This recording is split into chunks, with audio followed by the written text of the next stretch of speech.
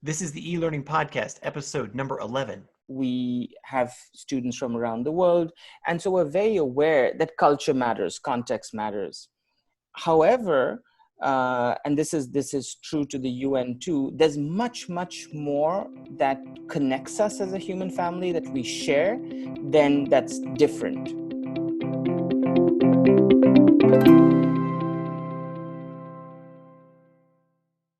Welcome to the eLearning Podcast from lmspulse.com. My name is Stephen Laddick, and I'm the director at LMS Pulse. If you don't figure out how to do your courses online, you're out of business. These are the words from my guest for today's episode. Mohit Mukherjee is an expert in organizational development, positive psychology, social entrepreneurialism, and the founding director of the Center for Executive Education at the University of Peace, a United Nations established institution. Mohit has been a pioneer in both the social entrepreneurship space and virtual education for many years. He's been particularly focused on graduate and continuing education programs, which in the case of the UN, these have faced challenges from creating courses where people from literally all over the globe have a chance to participate. I'm sure you're going to enjoy this conversation as much as we did, where we talk about the idea of online virtuosity, where we realize that success in online learning is not a matter of technology or a checklist, but your ability to play the music for a specific group of human beings that are participating in your course.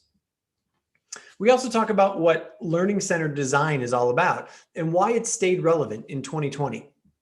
We also talk about the importance of virtual leadership, or being able to figure out future needs, assess risk, and take action to guarantee success in online learning. And finally, we talk about Mohit's thoughts on the new normal and where a pioneer's mind is now that everyone is already where he is used to being. But before we get started, a quick word from our sponsors. The eLearning Podcast is sponsored by the eLearning Success Summit. Learn from more than 40 experts how to teach, work, and learn online without being overwhelmed. Get your free ticket to the summit at elearningsuccesssummit.com. And lmspulse.com, your best source for news, information, and resources for e-learning professionals for more than 10 years. Get our free roundup of the week's top news at lmspulse.com. Hey Mo, welcome to the show. Hi, Stephen. Great to be on. Thank you. You know, Mo, we see in the background there, and for those people who are just listening to the podcast right now, I can see behind Mohit the University of Peace. You know, there's people holding hands in a green field. There's, you know, the dove of peace and this and that. I don't think that's where you're sitting, though. Where are you at today? Yeah, I'm actually in West Palm Beach, Florida, and I did put this virtual backdrop on just a couple of days ago, and I've had a lot of people saying, "Well, you're back in Costa Rica," which is where the headquarters of the University for Peace is. But no, it's just an illusion. So I want to give a little background, even though people have heard it in the preamble. I want you to tell the story. I'm not going to tell it too much. You're the executive director of University of Peace, the Center for Executive Education. That's where I'm going to stop. You tell me the story behind how the genesis of that particular center, how you ended up there, and then I want to jump into, you know, why I think it's important to have you on this show. I think there's a great, unique story to tell here. We'll go from there. Yeah. So, you know, I got to know the University for Peace around 2005, 2006, and at that time, so it's this beautiful campus in Costa Rica. The university itself was established by the United Nations back in the 1980s, and so it's an inspiring place, great potential. And when I discovered the university, it had 2 master's programs and about 25 students there, and admittedly, it was just launching and growing. But I realized that the only way to engage with the learning and the institution was through a 1-year full-time master's program. And so what I proposed to the university is that they allow me to actually set up a center for executive education that could offer programs under the university's mission, but much more flexible, allowing a lot more people to kind of engage with the university and its offerings. And so that was 15 years ago now that I launched the center. And sure enough, I mean, obviously the university itself has grown. We have about 150 master's students from around the world. But the executive ed programs have more than twice that number coming through every year, because our programs are much more flexible short term. So it's been definitely a win-win kind of scenario. Super cool. And so now to follow that up and fulfill my promise, the reason why I want to have you on the show, not only because I've known you for so long and I think you're going to just have some great insights into this for this audience, but you've been doing this for such a long time that you have an arc that started in the traditional classroom, discovered virtuosity to bring a blended classroom, and now that we're sort of passing through COVID, you've gone full virtual and you're looking to expand your full virtual sort of portfolio that the center offers. And I want to sort of talk through that scenario. We've been talking on the podcast a lot to people about very specific either tech or really specific classroom experiences or pedagogy, those kinds of things.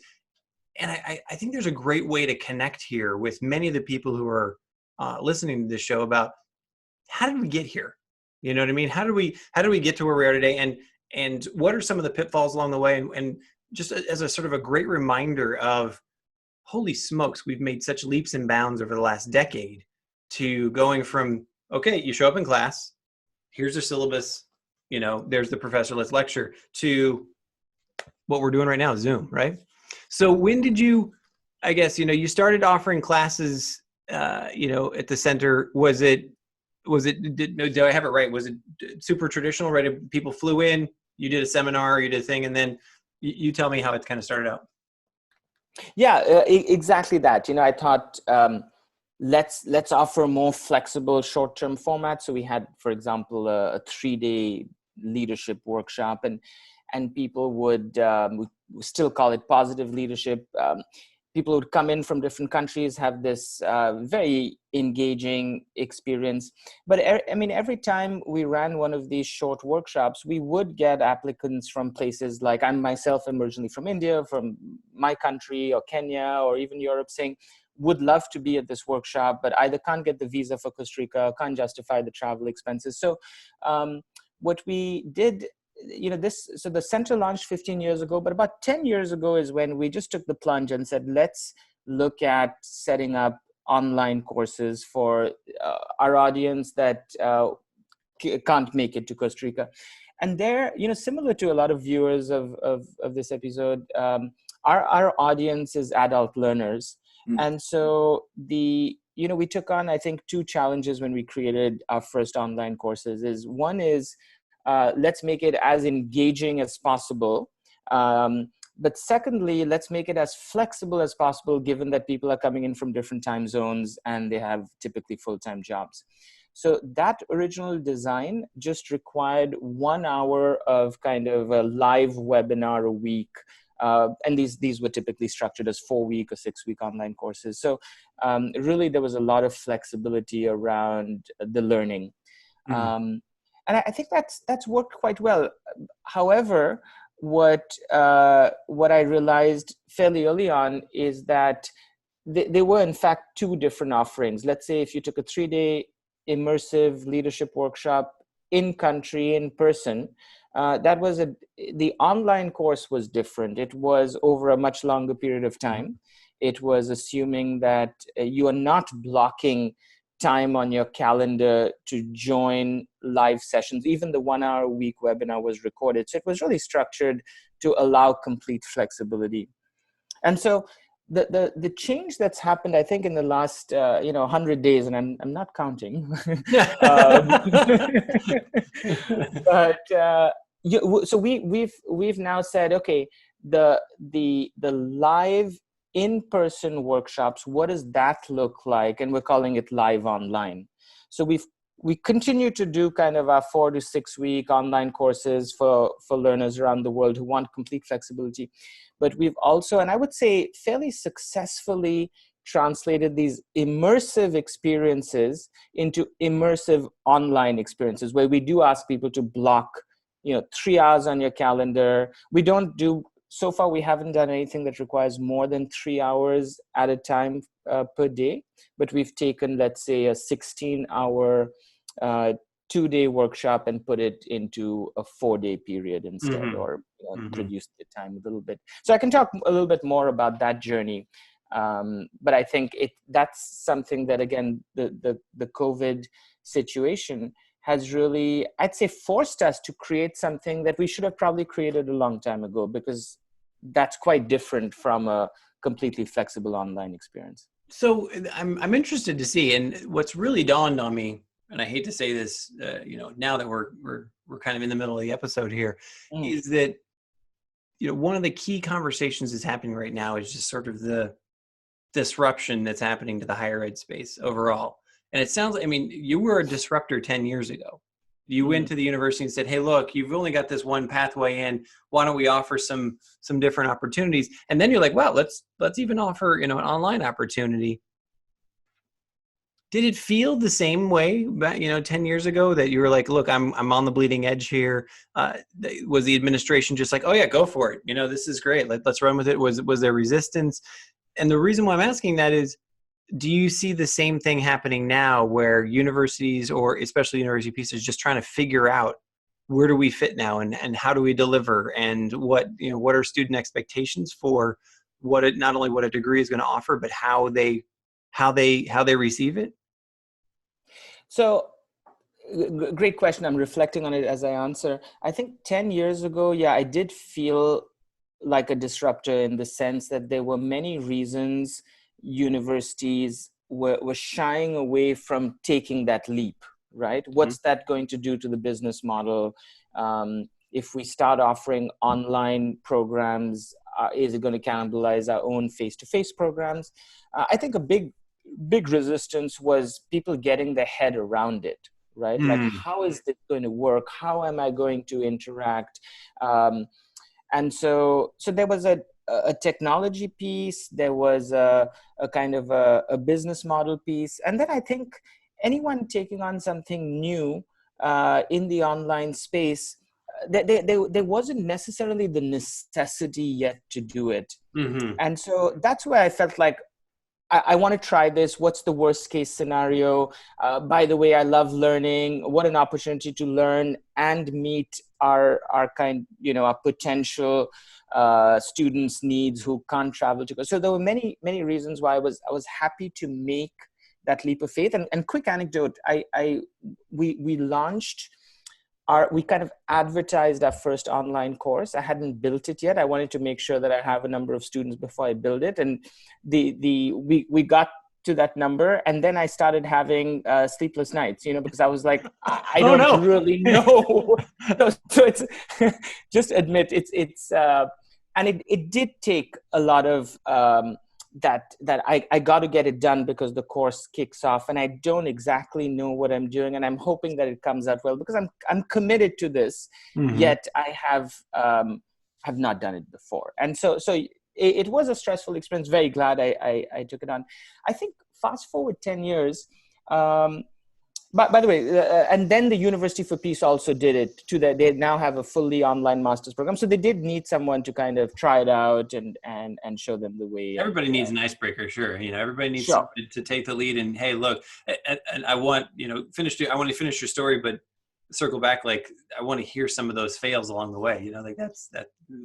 But anyway, let's tie this in a bow. So I think now we're in a very different time. I think now it's. If you don't do that, if you don't figure out how to deliver your face-to-face programs online, you're out of business, right? So what a lot of universities have done, so my wife, for example, works at Palm Beach State College, big community college.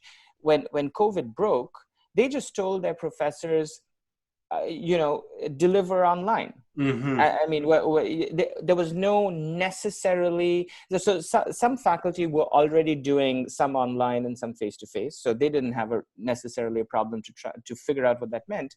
But there were other faculty who were only teaching online, and they didn't know what that meant. Right? And so, of course, there was some kind of task force created, help your peers figure it out. But it was a necessity, right? They weren't going to refund the students their tuition. The students needed to finish the program. And with the fall, they haven't yet made the call, but plan A is to continue online. So very different situation and circumstance. And I think people who are, let's say, and I've seen institutions that are just delaying their start date in the fall because they don't want to put their head around what it would take to not just deliver online, but deliver it well. Right. And so I think, Mm-hmm.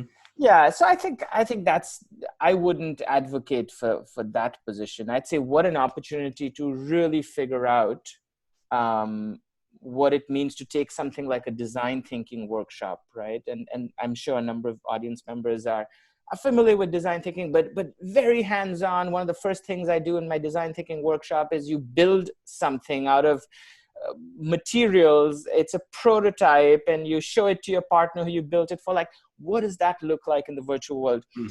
And maybe the last thing I want to say on this is I've done a lot of kind of best practices for engaging people virtually, and I can get to some of the failure stories.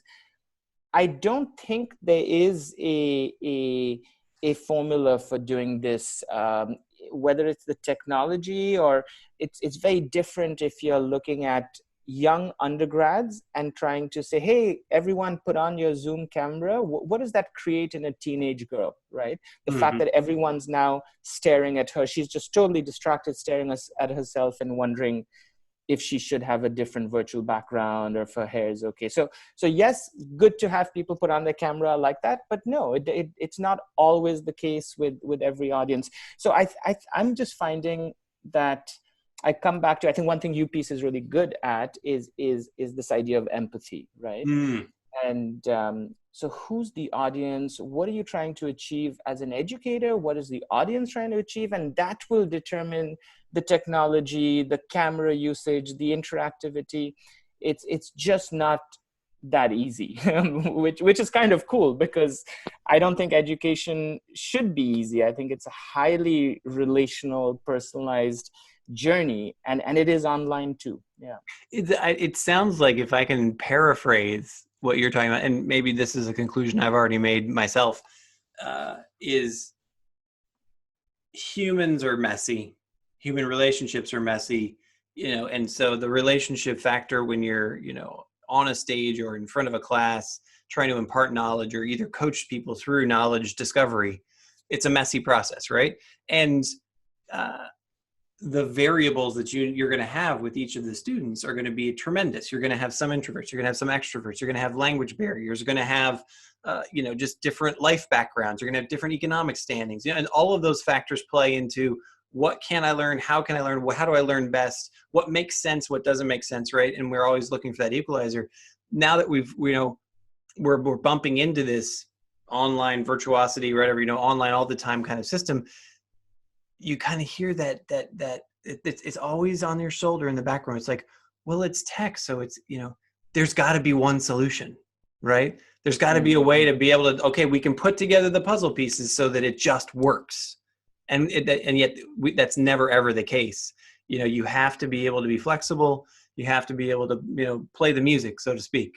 Within whatever class that you put together, right? So I mean, it sounds like that's where you're headed right there. Yeah, absolutely. Absolutely. Now, I would say, and I'm going to draw an analogy to, again, coming from the University for Peace, we have students from around the world. And so we're very aware that culture matters, context matters.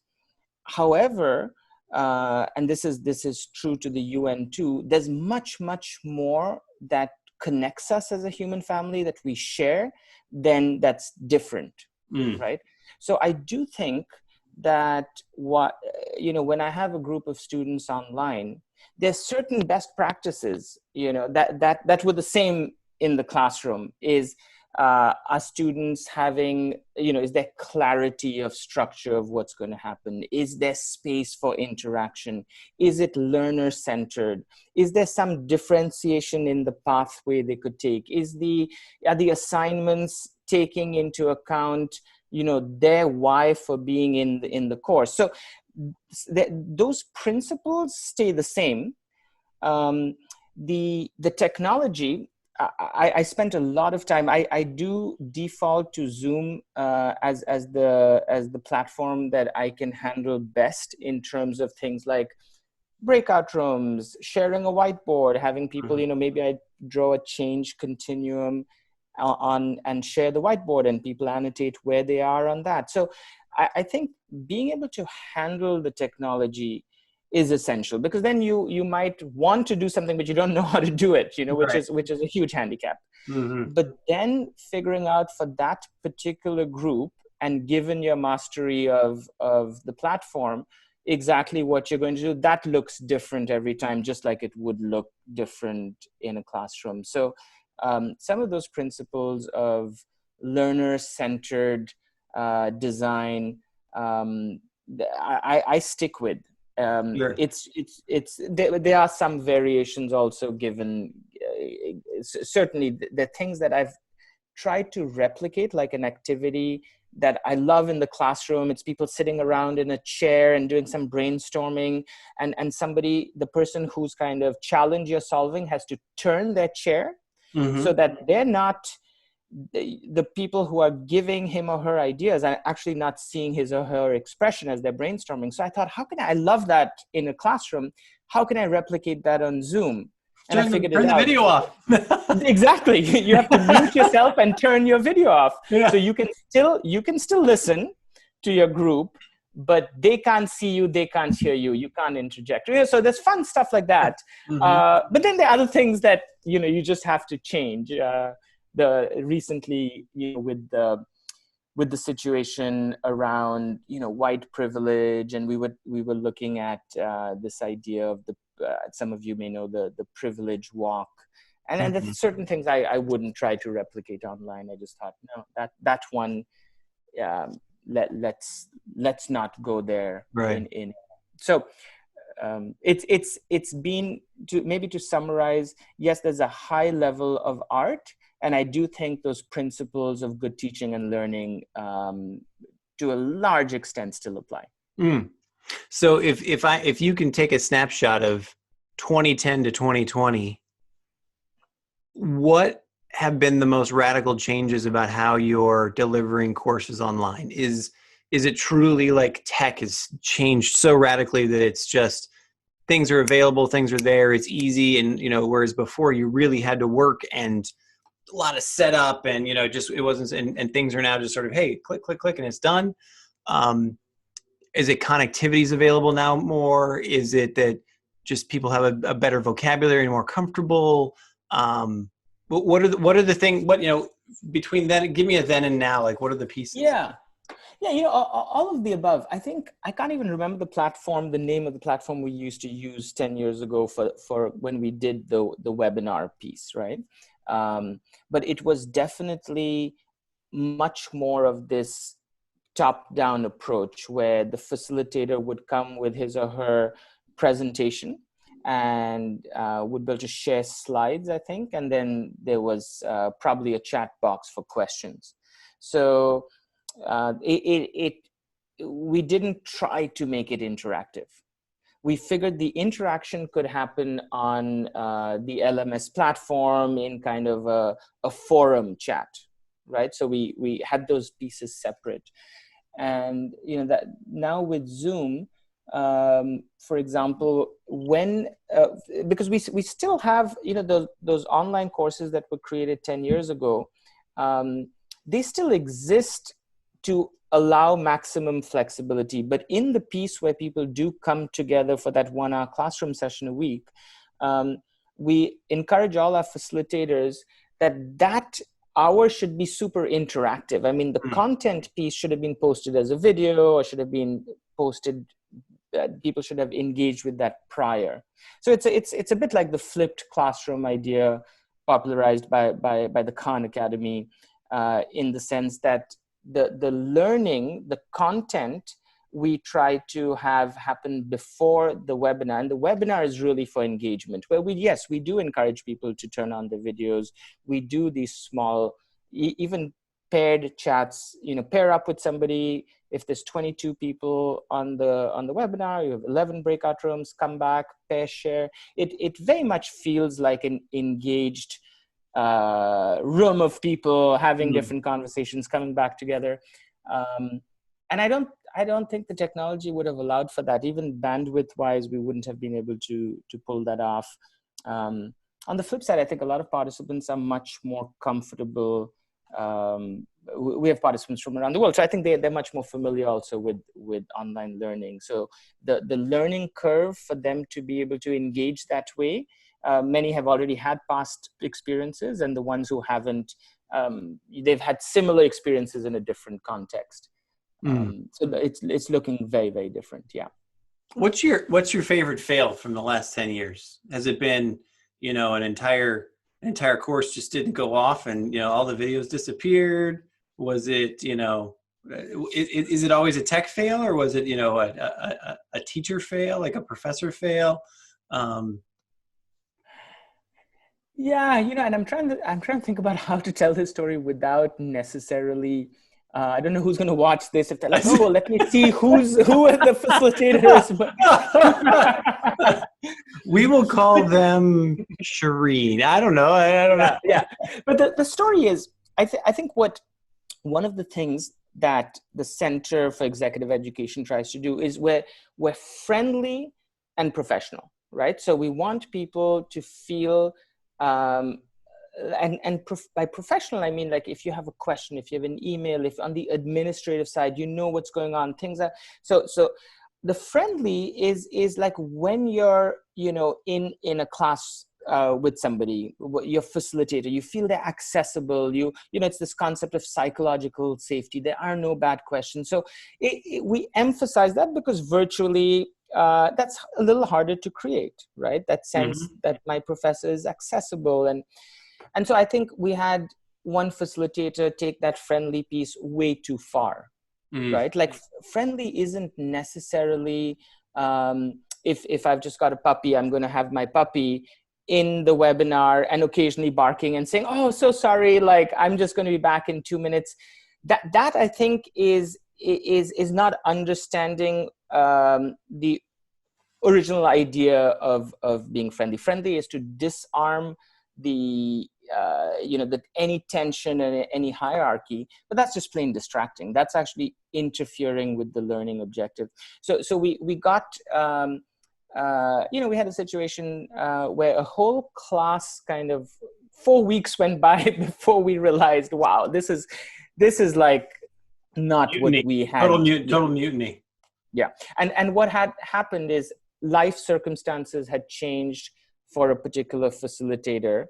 And they thought that they could incorporate their new life into the class, including maybe not being so prompt in responding to people and things. So yes, and we realized after that, just like if we had sessions happening on campus and the facilitator walks out, we'd be like, how did things go? And we talk to students in lunch. So we get an informal sense of how are things going.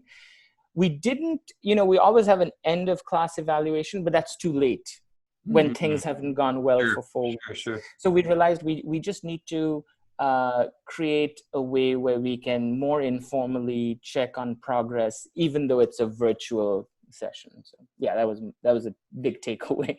Obvious one, perhaps, but. Well, you know what? Yes and no. And if I can draw from just my personal experience of what's happening.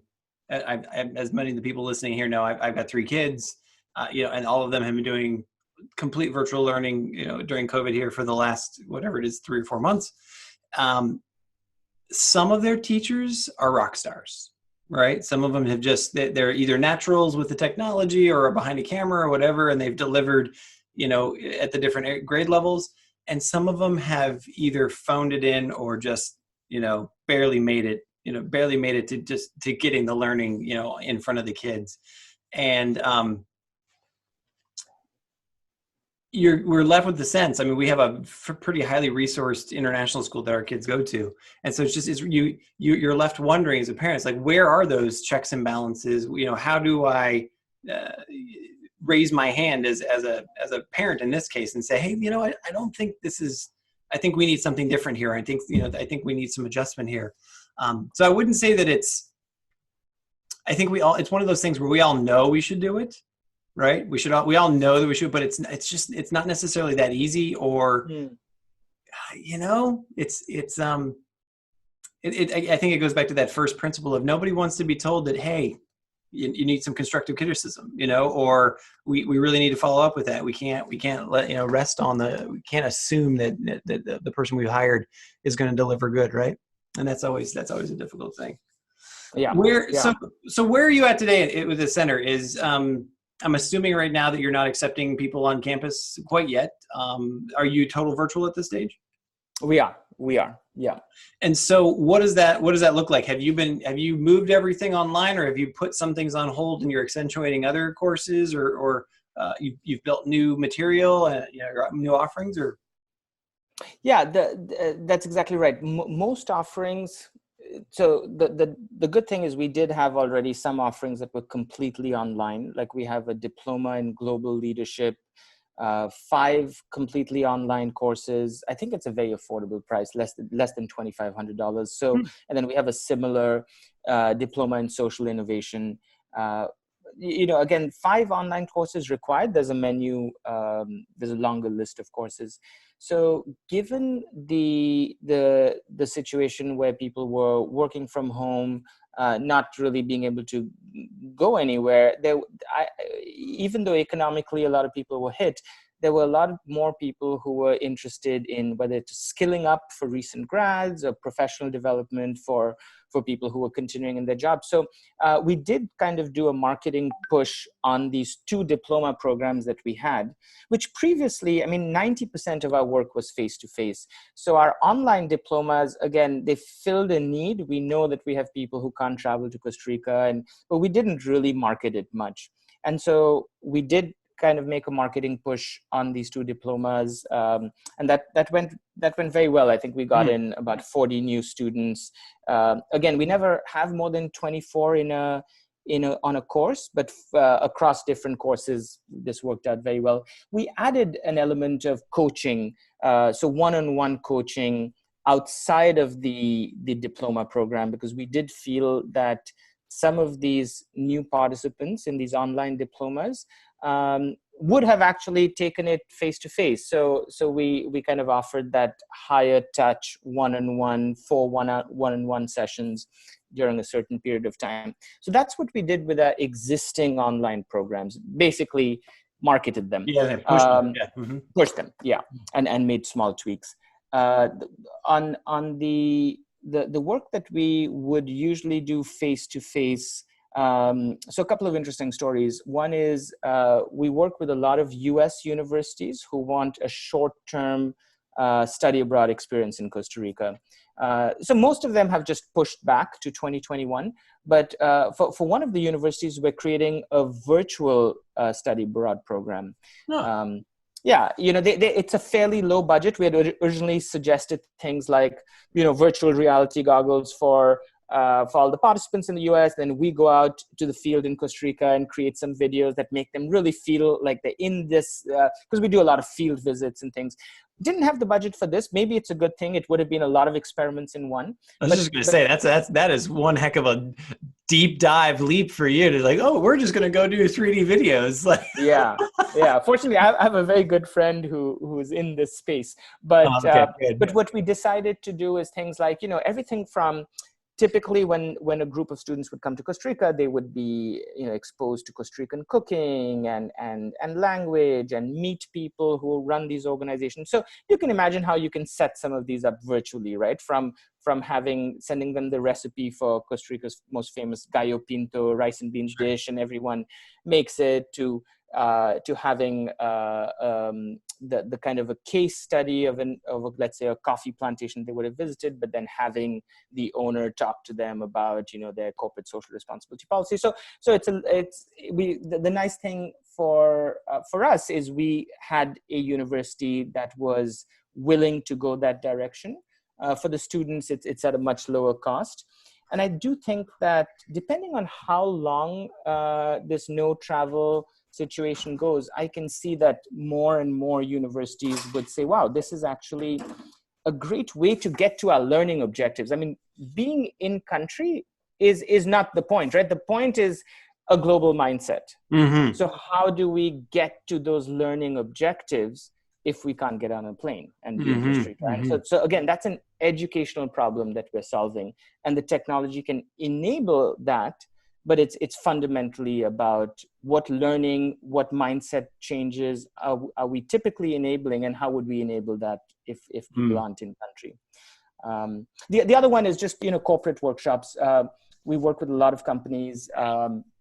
I'm designing a session for P&G. That one's initially it started off as how do we lead virtual teams, and so that first session was best practices, and let's it wasn't rocket science. But then we got into, well, we want to talk about psychological safety, and so that session again was one that if I have people in the room, would be very dynamic exchange of ideas. What can each person do to build psychological safety? So that was an interesting one to structure in a virtual space. And talking about unexpected changes, I had spoken to the team lead, and I said, it would be great if everyone, just like if they were at a team meeting in the office or in a classroom at UPEACE, if everyone's comfortable turning on their videos, so we can kind of identify people, and then that's part of building psychological safety. It's okay, I can see that in your background you have a couple of kids running around. Part of it is we need to understand each other's context better. But it started off with the team lead saying, hey, Mohit, I know you'd asked for videos on, but we're having bandwidth problems, so no one's going to turn on their videos. Oh, the whole thing planned out. I love it. I love it. Right. Yeah. So when people were talking, I didn't know who they were. There were enough people on that call. So again, one has to adjust, of course, in ways that if I have people in a room and everyone showed up with a paper bag over their face, it's just not happened to me yet, No, but it goes back to that, the human messiness, and it's the art form of it's something that I've talked with, with several of the people on the podcast here and over in the eLearning Success Summit that we did a couple months back as well, where you just have to be ready to respond to what the needs of the learner are. You have to be able to respond to what the situation puts in front of you. And there's not going to be that either technology bundle that you put together or even a pedagogy or curriculum that you put together that's going to be awesome for everyone. And even if you did, life will intervene, right? My kids could walk in through the door, or, there's electrical storm and my internet goes out, or, there will be something that intervenes, right? So it's, so maintaining that art form. I love it. I love keeping that real, especially since there's just been so much emphasis on this virtuosity and delivering virtual, that ultimately we have to be adult, and, as you say, friendly and professional. I like that. I like those two pieces. So you're fully online right now. One of the things I've been asking everybody at the end, sort of the last question here, what's your anticipation for maybe the coming school year? And is there anything, either new normal that you're anticipating is definitely, things are going to stay this way? We've leaped a frog, or, we have crashed the threshold now where, like, okay, this is, online learning not only is here to stay, but most people are going to be demanding it, or maybe there's a new tech or whatever. What are your thoughts about, 3 months, 6 months out, about what you're anticipating for, what you're planning for? Yeah. So, maybe my answer is being echoed by other people. I feel that it's probably not very original. In the short term, hard to predict, right? Whether it's 3 or 6 months. It's a looking at kind of the virus versus vaccination. But I do think if I project forward even a couple of years, 2-3 years, I do think that thanks to this period, people will be much more open to online, and whether it's the live online kind of format where we do have longer sessions with as if you were in the room together, to just the online, more traditional online, where a lot of the learning and sharing happens asynchronously. Because a lot more people have been exposed to it on the kind of student side, students, parents, and then a lot of educators have also, like I said, some of them have been just forced into it overnight, but figured it out, seen some of the benefits. So I think what's going to happen is certainly there are going to be many instances where, and I'm thinking first about the professional development context, so adult learning, companies that are thinking about where there's going to be some blend of let's do this 1-year leadership program where only twice a year people come together in person, but let's do all the rest of the stuff online. So we have that relationship built right at the beginning. People meet, get to know each other, and so they'll know, the client will know what they're talking about, right? Because they've experienced it. Because in the past, often, as an educator who's been working in this online space for a decade, there were many times I'd suggest an architecture that had a blended approach or a strong online approach. But often, if I was talking to a client who really either hadn't had positive experiences or hadn't been exposed to that world, they weren't really listening, right? It was all about, what can we do face to face? Yeah, how can you show up on an airplane and deliver for us, or how can we send our students there, or whatever. Yeah, that was just always the solution. Now that door has been opened for sure. Definitely. And of course, there's obviously, some of the cost savings, some of the time savings of being able to learn and engage effectively virtually are obvious. So I think it's it's become much more in people's comfort zone. That being said, so for example, Harvard had never offered previously a fully online master's program, and the Harvard Ed School decided for the upcoming year that they're going to do that. But they said it's a one-time thing, right? Now, they've said one time because, again, I think they don't know. One time in history, we're going to make this decision to continue to do this. That's right. Right. Because once you've done it once. Oh, you can't. You can't open that door and then close it. You just can't. Not the H. Yeah. So I do think that there's going to be a lot of changes for the better. On the center side, when I think about my program, definitely it's going to affect what I pitch people, our suite of courses, the level to which our facilitators are now trained and familiar with, again, maybe back to the technology, the possibilities that the technologies offer. And even though this is not my strength, the technical part, I know enough where I say, okay, we're doing this. Let's say there's this brainstorm. What does leadership mean to you? I have 22 people in the room. Everybody types in one word, and I cut and paste and I create a word cloud that I share with them. So sometimes it's just putting together different things. But I would never do that if I were in a classroom. That would go up on a flip chart or something, and then we wouldn't have that beautiful word cloud. So there's stuff that I don't want to give up now that I've discovered how efficient some of these online tools are. Yeah. Mohit, I know, and for everybody who's listening, I mean, I've known you for super, we're going on 10 years now ourselves. Always a pleasure to talk to you. I really thank you, especially in this tight time, for giving up, an hour of your time to talk to us about your experience. I hope that we'll be able to have you back on the show again, sometime in the future. But I hope all the best for the center and for the new courses you're putting out there. Thanks so much. Hey, thank you so much for the opportunity, Stephen. Really, really enjoyed it. Thanks again for tuning into today's episode of the eLearning Podcast. If you like what you've learned today in this episode, I encourage you to either follow us or subscribe to us on Facebook or Twitter or YouTube. And please do share this episode with one or two of your colleagues or friends. Also, I just want to remind you that you can level up your online learning game with all of the information that's available at the eLearning Success Summit. You can get your free ticket at elearningsuccesssummit.com. And finally, You can also stay up to date on everything that's important, all the news and the resources for e-learning professionals at lmspulse.com. Get our free newsletter by just going to lmspulse.com today. Thanks again.